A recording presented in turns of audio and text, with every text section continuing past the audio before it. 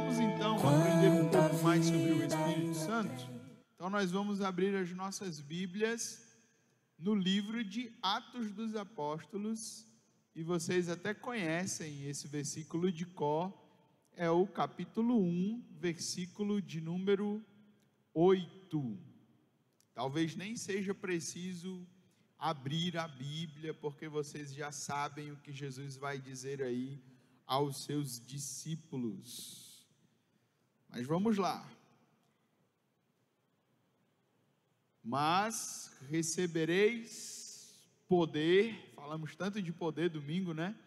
Ao descer sobre vós o Espírito Santo, e sereis minhas testemunhas. Aonde?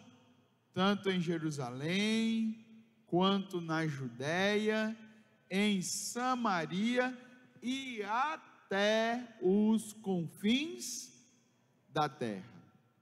Domingo nós falamos sobre esse poder, mas recebereis poder. Hoje nós vamos falar sobre o objetivo desse poder.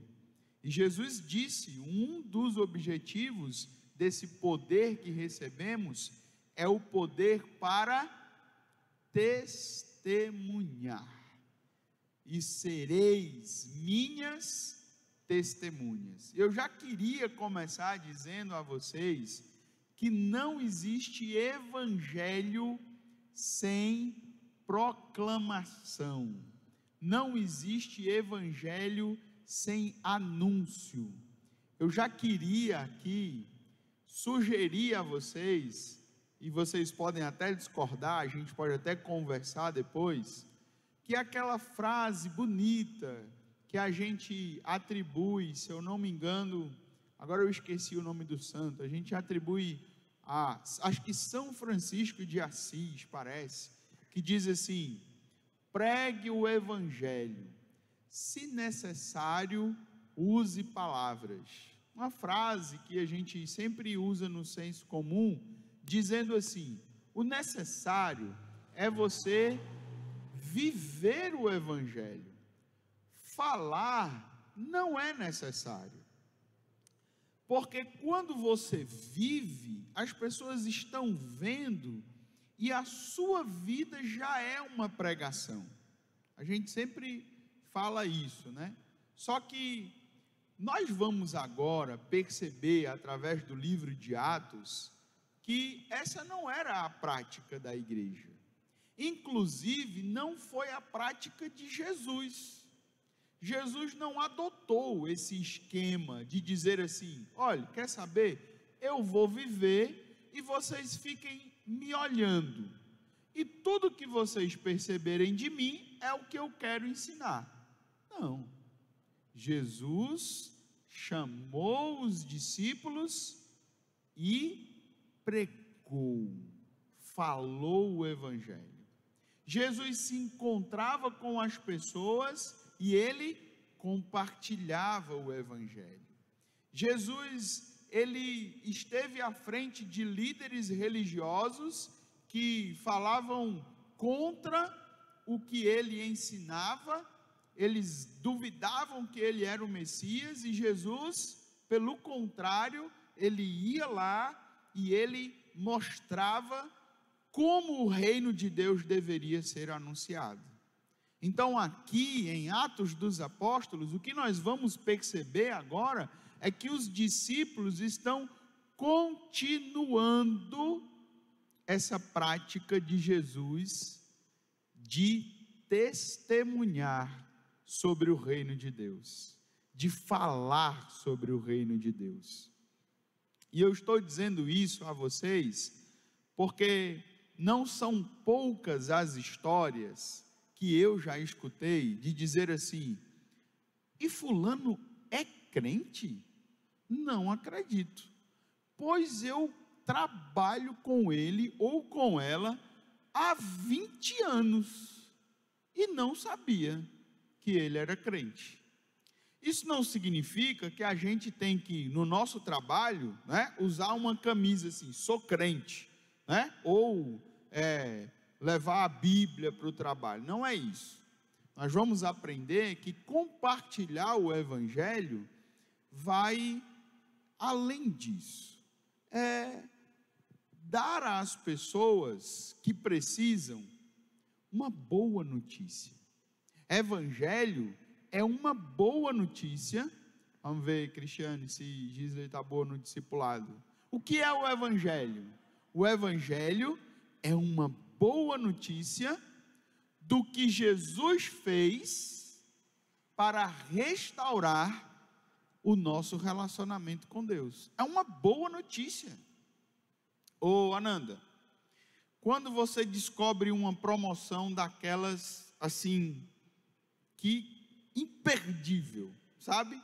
Que era X tantos e agora está por, meu Deus, está de graça. Você não fica assim já, você já divulga, né? Mas você já não fica assim, tenho que espalhar essa notícia para que alguém aproveite isso? É ou não é verdade? Você não tem esse prazer? Então, deixa eu ver se eu consigo dar outro exemplo aqui com as mulheres. Quando vocês, acho que vocês não vão gostar, quando vocês descobrem uma receita de um negócio bom, você foi lá, fez, todo mundo gostou, pode ser até um café, eita, deu saudade agora de um café acolá, pode ser até um café, que você descobriu como é que faz e ficou bom, você já não fica, Ilzanete, diga aí para mim, já pensando em com quem você vai dividir essa receita? Mulher, tu não sabe, olhe, é baratinha, fácil de fazer, pense, a gente já não fica assim, querendo espalhar as boas notícias?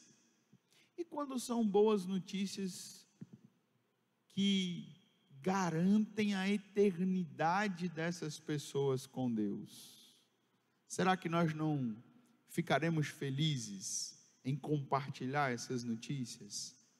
Então o Evangelho é isso, é você encontrar pessoas e dizer assim, tenho uma boa notícia para lhe dar.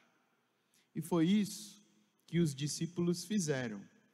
Agora, nós vamos iniciar uma caminhada pelo livro de Atos, e eu espero que você esteja aí com a sua Bíblia aberta, ou o seu aplicativo, porque nós vamos passear aqui por alguns textos, vendo se os discípulos cumpriram ou não aquilo que Jesus falou que deveria acontecer. Receberão poder ao descer sobre vós o Espírito Santo e serão minhas testemunhas.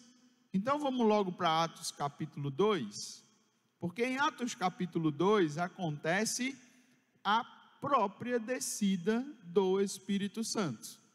E quando o Espírito Santo desceu sobre os discípulos, será que eles testemunharam?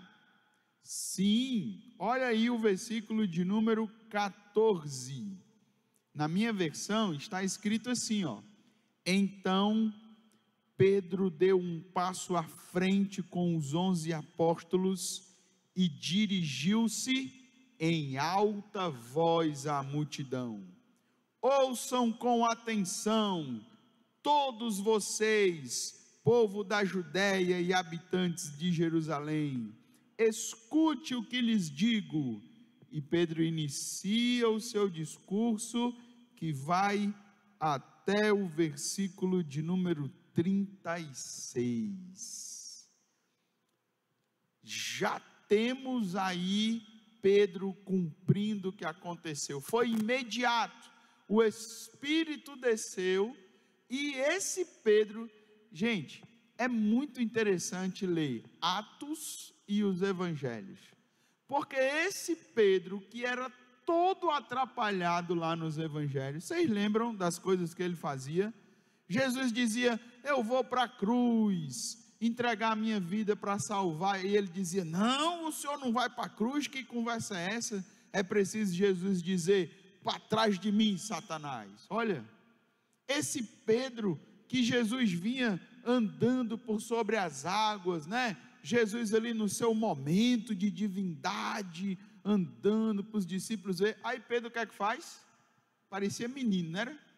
Eu quero andar também, Não é coisa de menino um negócio desse? É o senhor que vai andar sozinho. Deve ser bom esse negócio. Sabe menino quando vê o outro chupando pirulito? Se eu quero andar também. Aí Pedro tem que ir andar sobre as águas. Aí Jesus diz: vem, Pedro.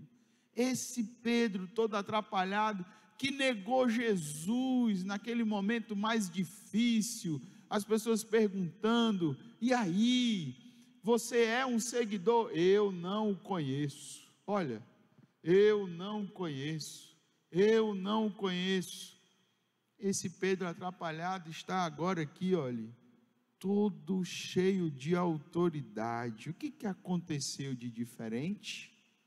O Espírito Santo de Deus agora habitava na vida de Pedro. Eu estou doido, irmãos, eu acho que eu tenho um tempo, eu estou calculando aqui para a gente ir até 8h30, pode ser? Pode ser? Porque eu estou querendo fazer um exercício com vocês aqui, e eu acho que como a gente tem menos gente que no domingo, vocês não vão me chamar de hereges não, tá? Então, eu vou pedir a uns homens fortes, assim, tipo Thomas, para vir aqui, pegar 3 cadeiras dessa. Rogério, você aguenta a cadeira dessa, não aguenta? Me ajude aqui. Alexandre, vem cá, Alexandre. Vem cá. Vem, homem, tenha coragem. É os 3, é 3 cadeiras que eu preciso. Vamos lá, vamos fazer um exercício aqui. Desde domingo me deu vontade de fazer, irmão Gilmar. Mas tinha muita gente no culto, eu fiquei com medo de dar errado, sabe? Se for aqui só entre nós e der errado, aí os irmãos puxam minha orelha ali fora e fica tudo certo, né? Então vamos lá. Olha, coloquem aqui, por favor, as 3 cadeiras. Como se fosse para 3 pastores se sentar. Irmã Luísa, minha mãe veio domingo, né? Não sei se ela está me assistindo. Aí minha esposa disse que quando eu sentei aqui, aí ela olhou para minha esposa e disse: e o pastor senta é aqui? Não é ali não, na frente? Olha, para sentar aqui, viu? Então olha só, eu vou pedir para vocês saírem de cena, ficarem aqui, porque vocês nem são o Pai, nem o Filho, nem o Espírito Santo, mas não vão embora não, que vocês têm que levar a cadeira de volta, tá? Quando nós pensamos na Trindade, nós precisamos pensar, e essas cadeiras, viu, Zanete, elas são só ilustrativas, tá? Mas nós temos que imaginar a pessoa do Deus Pai, a pessoa do Deus Filho, e aqui é fácil, não é fácil? Pensar em Deus como uma pessoa agindo, Deus que escuta, Deus que fala, não é fácil pensar sobre Deus assim? É fácil. Pensar sobre a pessoa do Deus Filho também é fácil, até porque Ele encarnou. Então nós temos essa imagem de Jesus como homem, e a gente consegue se relacionar direito com Ele. Mas será que nós conseguimos entender bem a pessoa do Espírito Santo? E aí, olhando para essas 3 cadeiras, nós precisamos imaginar que o próprio Deus Espírito Santo estava agindo na vida de Pedro. A pessoa do Deus Espírito Santo agindo em nossas vidas. E isso faz uma diferença grande, por isso que eu estou fazendo esse exercício aqui, porque um dos erros que nós podemos cometer em relação ao Espírito é achar que nós usamos o Espírito, que nós precisamos nos encher do Espírito, e aí a gente imagina esse encher-se do Espírito como se ele fosse uma substância, como se ele fosse algo que... Ele é uma pessoa, e esta pessoa nos leva à proclamação. Esta pessoa nos conduz na nossa vida, e nós interagimos como o Deus Pai, como o Deus Filho, e agora o Deus Espírito Santo. Bom, para dificultar agora a nossa vida, já que os dois estão de pé aqui, o Alexandre sentou, o Thomas e o e o Rogério vão tirar 2 cadeiras, só vão deixar uma, que é a sua, que você ficou sentado, então vai ficar a sua cadeira aqui, tá?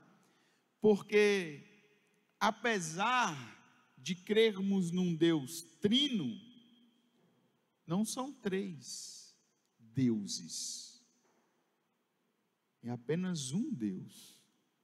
Aí você vai dizer assim: agora deu um nó na minha cabeça, e eu não consigo entender. Você disse que eram 3, mas agora é só um. Isso é a doutrina da Trindade. A gente não entende muito bem isso, mas nós cremos assim, porque não existe diferença entre eles, não existe grau de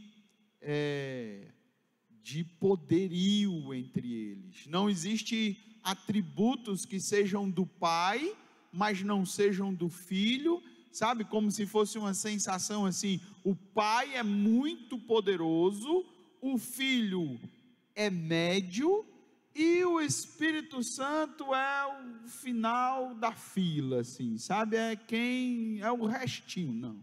Não tem isso, é aqui, ó. Então, quando desce a pessoa do Espírito em Atos 2, quem vem junto? Vem o Pai e vem o Filho. Então nós precisamos ter essa noção dos 3, mas nós sempre temos que entender que onde está um, estão todos. Alexandre, obrigado, viu? Vamos continuar vendo então, ver quantos minutos eu gastei. 5 minutos, temos 15, vamos lá. Vamos ver aonde nós temos mais exemplos de proclamação. Será que os discípulos continuaram sendo testemunhas? Chegamos no capítulo 3. No capítulo 3, o Pedro, atrapalhado, continua mudado.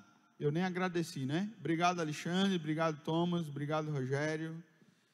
Ele que era atrapalhado, Pedro, continua agora cheio do Espírito Santo, e ele encontra um aleijado nas escadarias do templo, e o que ele diz? Aquele aleijado: eu não tenho prata nem ouro, mas o que eu tenho eu te dou, em nome de Jesus, levante e ande.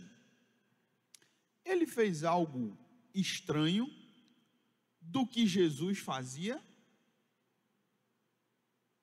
Ele tinha visto Jesus fazer isso? Era algo para Jesus possível pelo poder do Espírito? Sim.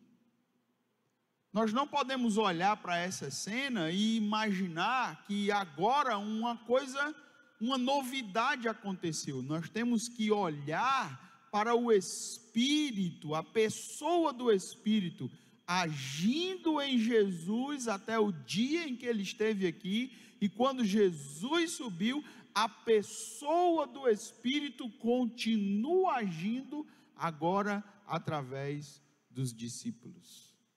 Bom, depois que aconteceu a cura, esse aleijado começa a saltar e entrar no templo, muito feliz, muito empolgado. Eram muitos anos que ele tinha sido aleijado. E olha o que acontece no versículo 12. Pedro, a minha versão diz assim: percebendo o que ocorria, dirigiu-se à multidão: povo de Israel, por que ficam surpresos com isso? Disse ele: porque olham para nós, como se tivéssemos feito esse homem andar por nosso próprio poder ou devoção.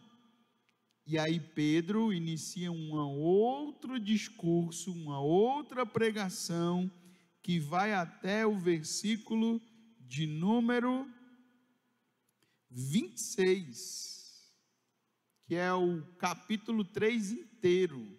E ali ele diz: Isso aconteceu por causa de Jesus. Mas olhe, no capítulo 4, olha o resultado disso. No versículo 5, no dia seguinte, aliás, vamos ler o versículo 1, para pegar a história direitinho. Enquanto falavam ao povo, Pedro e João foram confrontados, enquanto eles estavam pregando, na hora do milagre, Pedro e João foram confrontados pelos sacerdotes, pelo capitão da guarda do templo e por alguns saduceus. O homem foi curado nas escadarias do templo. Versículo 2, os líderes estavam muito perturbados, porque Pedro e João ensinavam ao povo que em Jesus há ressurreição dos mortos. Eles o prenderam, e como já anoitecia, os colocaram na prisão até a manhã seguinte.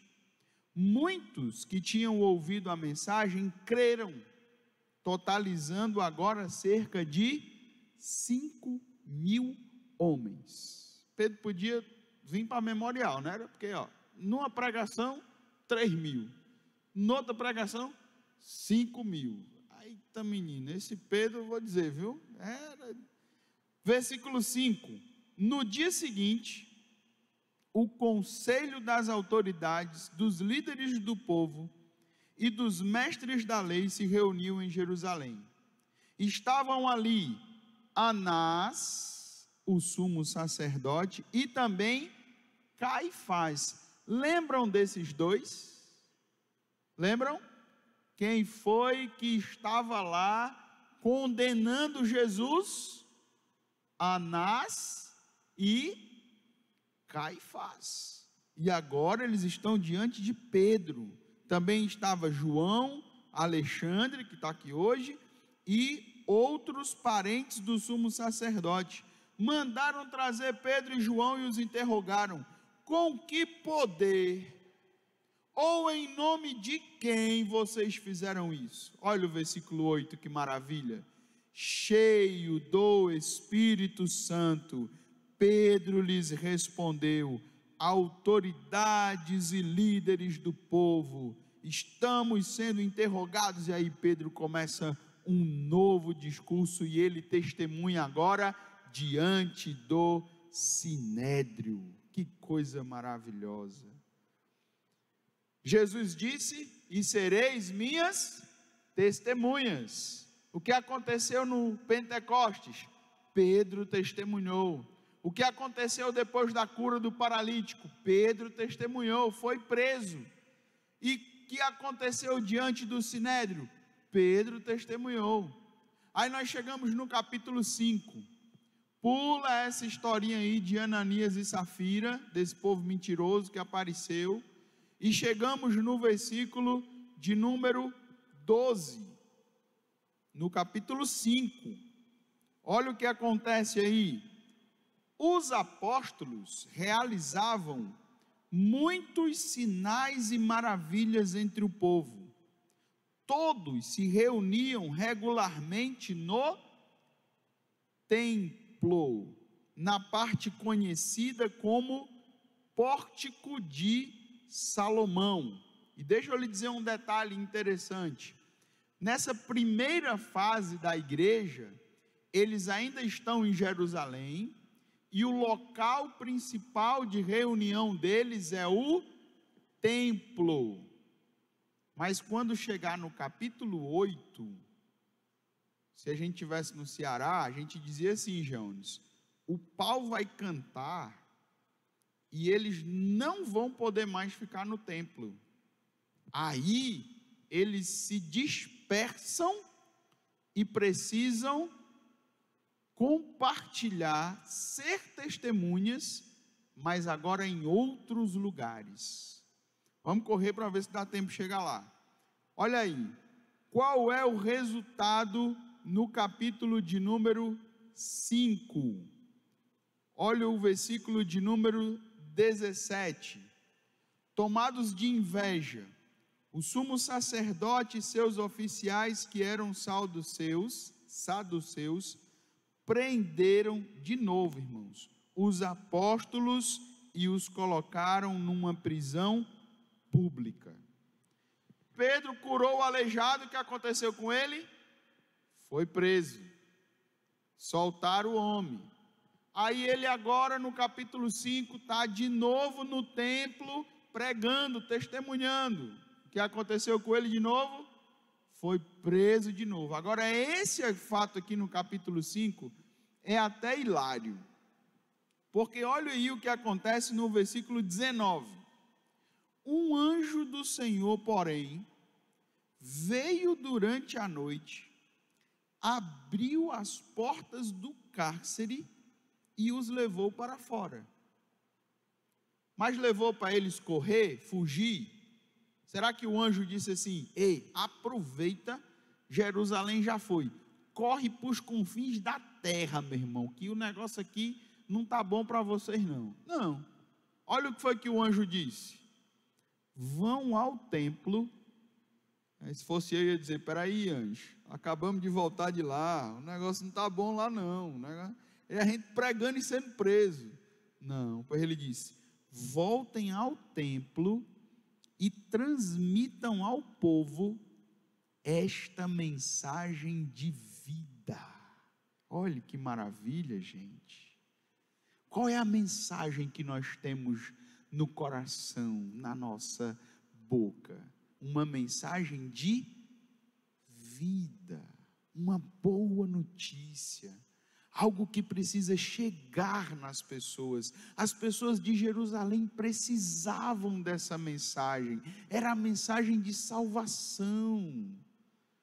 E aí o que acontece com os discípulos? Olha o versículo 21. Desse modo, ao amanhecer, os apóstolos entraram no templo conforme haviam sido instruídos e sem demora continuaram a ensinar. Está vendo, gente? Eles foram presos, eles podiam correr, eles podiam fugir, mas eles voltaram para lá. Por que eles fizeram isso? Porque eles sabiam que essa mensagem era preciosa, porque eles estavam confiando que o Espírito de Deus estava com eles e daria a eles essa capacitação. E aí o povo foi atrás deles, eles estavam presos. Olha a continuação do versículo 21. Mais tarde, o sumo sacerdote e seus oficiais chegaram, reuniram um conselho, isto é, toda a assembleia dos líderes de Israel, e mandaram buscar os apóstolos na prisão. Pega lá os bandidos, traz para cá. Mas quando os guardas do templo chegaram à prisão, os homens não estavam lá. Então voltaram e contaram: a prisão estava bem trancada, com os guardas vigiando do lado de fora, mas quando abrimos as portas não havia ninguém. Ao ouvir isso, versículo 24, o capitão da guarda do templo e os principais sacerdotes ficaram perplexos e se perguntaram o que aconteceria em seguida. Então alguém chegou com a seguinte notícia, olha a notícia: os homens que os senhores puseram na cadeia estão no templo, fazendo o quê? Ensinando o povo. Aí manda trazer eles, outro inquérito, eles apanham e diz: vocês parem de pregar, não falem mais sobre Jesus. E eles continuaram firmes. Sabe qual é o resultado? Pule aí para o versículo 40 do capítulo 5. Aliás, versículo 41. Não. 42. Olha o resultado. E todos os dias, no templo e de casa em casa, continuavam a ensinar e anunciar que Jesus é o Cristo. e recebereis poder ao descer sobre vós o Espírito Santo, e sereis minhas testemunhas. Quando nós chegamos no capítulo 6, nós vemos os apóstolos cercados de tarefas. Ei, tem que distribuir as cestas básicas, tem que ajudar as viúvas, tem que fazer não sei o que. Sabe o que eles fizeram? Eles disseram assim: opa, se a gente fizer essas coisas e se ocupar com isso, quem vai testemunhar? Eles disseram: vamos selecionar diáconos para fazer isso. Nós precisamos continuar com o ministério da oração e da palavra. Quando chegamos no capítulo 7, um desses diáconos resolveu não só cuidar das viúvas, não só entregar a cesta básica, ele resolveu testemunhar também, porque era cheio do Espírito Santo. E aí você vai ler depois em casa, se você já não está lendo Atos, que Estevão falava e ninguém conseguia resistir a ele, até que calaram ele com pedras. Estevão morreu, mas morreu anunciando. Quando chegamos no capítulo 8, que eu disse a vocês que houve uma perseguição, uma dispersão, agora nós temos Filipe. E Filipe, disperso, que era um dos diáconos lá, chega na cidade de Samaria. E o que é que ele faz? Ele vai de cidade em cidade anunciando o reino de Deus.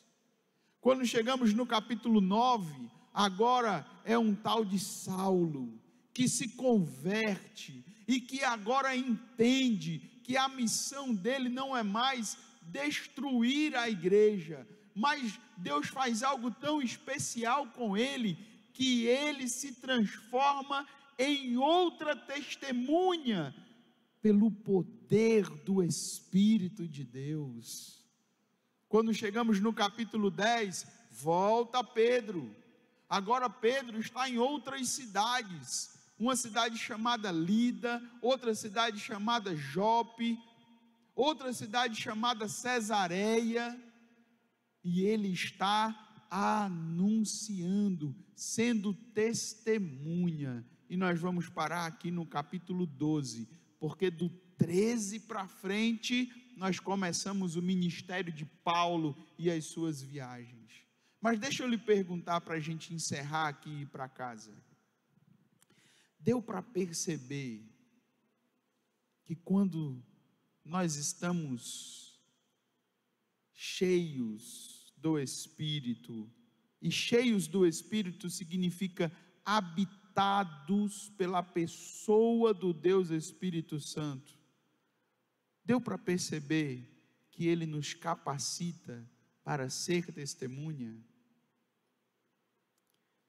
Você consegue hoje perceber que não existe possibilidade de você viver um evangelho aonde você apenas vem para a igreja e cultua? Não, eu sou um crente, mas meu negócio é lá na igreja. Aqui é trabalho, aqui é família, aqui é rua, aqui é amigos, aqui é outra coisa. Não, lá na igreja que eu vou e eu... Não, gente, não pode ser assim. Nós recebemos poder, porque o Espírito já habita em nós, e agora nós precisamos ser testemunhas.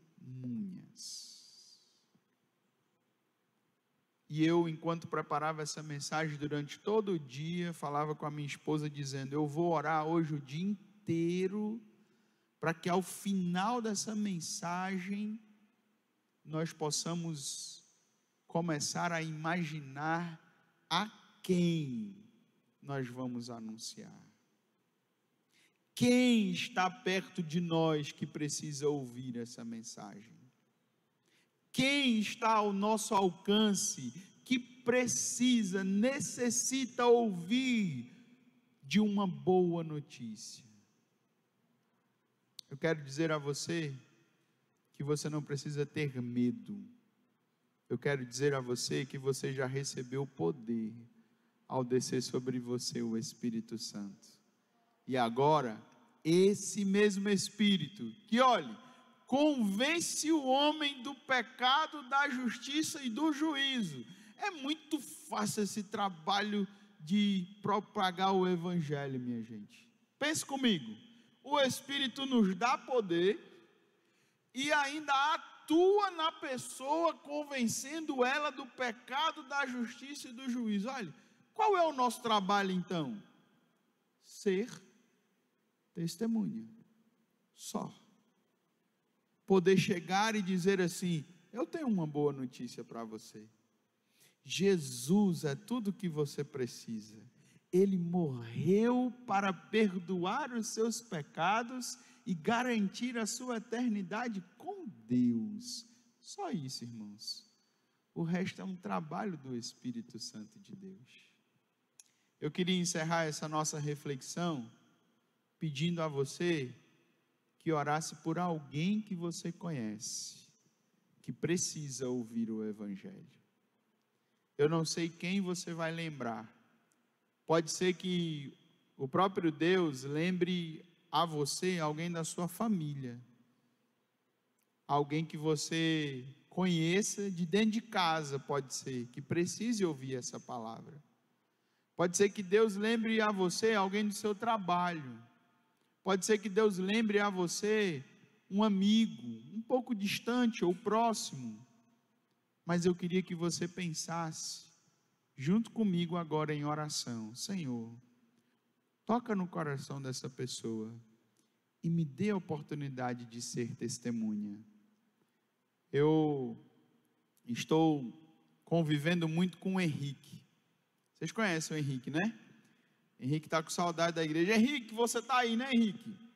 Coisa boa. Henrique não perde um culto.